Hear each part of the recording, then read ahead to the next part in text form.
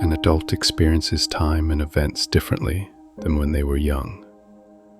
Every child is forever scarred by the first time they realized, spoiler alert, Santa was not real and is simply a nice tradition that can also occasionally be used to elicit behavioral changes. But to an adult, finding out something is a lie is not a monument's occasion. In fact, we've become so accustomed to disappointment that there was even a TikTok subgenre, core, to crystallize the normality of a post-COVID society. So it should come as no surprise that when we used Face ID to unlock our phones this morning and began the ritual of typing in reddit.com, that we all found out the US has bombed, invaded, and captured a sovereign. This used to be done under the guise of a covert attack, though in some cases, like the Bay of Pigs, the emphasis was on attack and not covert. It's not a joke if everyone's in on it.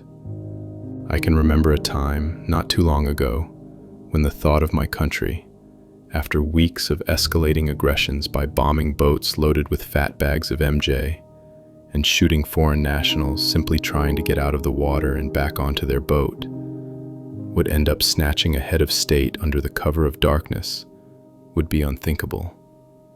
At least, if we did do it, we would use a spook or an asset to do the dirty work. Now, our response is twofold. One, we simply shrug and treat it like a regular Saturday morning, news to be digested while the bacon is still cooking. Two, we bet on it. Yes, gambling has become so pervasive that we may be one of the few Western countries with the unalienable right to bear arms, and a country with forearms sore from pulling the lever of the slot machine. A country founded on Christian morality, sans the prohibition on gambling. For a minuscule amount of capital, I can wager on things like, will there be an audible fart at the next Berkshire Hathaway shareholder meeting? Or, who will be the next pope? The counterparty to my position, ostensibly, is exactly like me. Another red-blooded American looking to strike it rich, one smart contract at a time. In reality, a zombie market is one of a speculator's worst nightmares, which is why these prediction markets offer incentives to institutions to provide liquidity.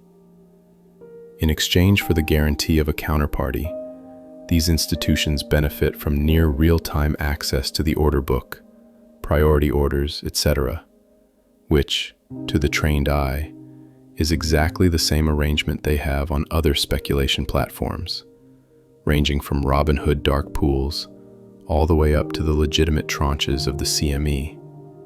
And if you're in the market for a true edge, something with positive EV, so that you can capitalize on your astute knowledge of geopolitical events, there are even tools you can buy on top of these prediction markets that help you either automate your ARB strategy or sends you signals on binary markets when the yes-no doesn't add up to 100%.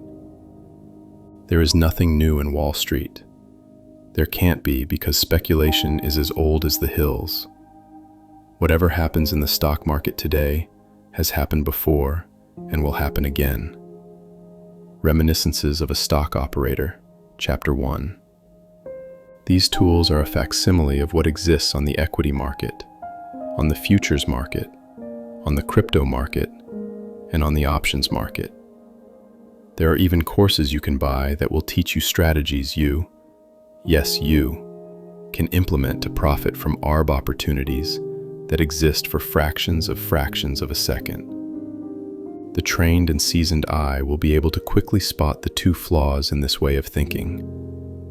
First, if these strategies worked so well, then why are you letting literally anyone else know about them? Because you could simply keep it secret and print bandos infinitely.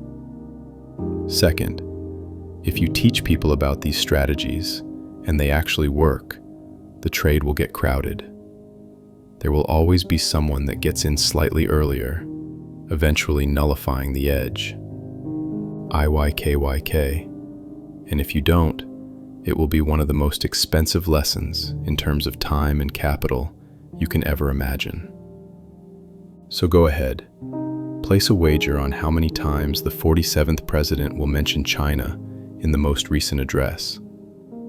If this kind of an opportunity feels novel to you, then you're experiencing life as an adolescent.